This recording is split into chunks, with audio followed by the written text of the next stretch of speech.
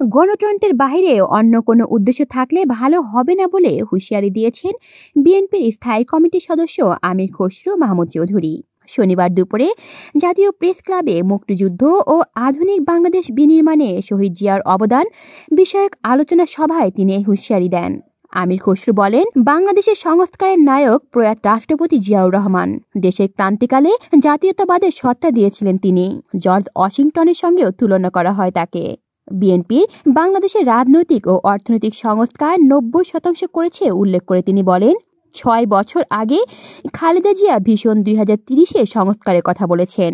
দুবারের বেশি প্রধানমন্ত্রী, দ্বিকক্ষ বিশিষ্ট সংসদ সদস্যের কথা উল্লেখ করা ছিল সেখানে। এখন বিএনপিকে সংস্কারের শপথ দেওয়া হচ্ছে।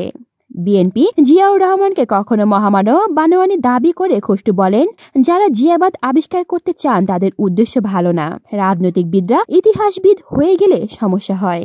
বিএনপি অন্তর্বর্তী সরকারকে সমর্থন দিয়ে যাবে বলে জানিয়েছেন তিনি বলেন, সব দলের সমর্থনে এই সরকার গঠন হয়েছে।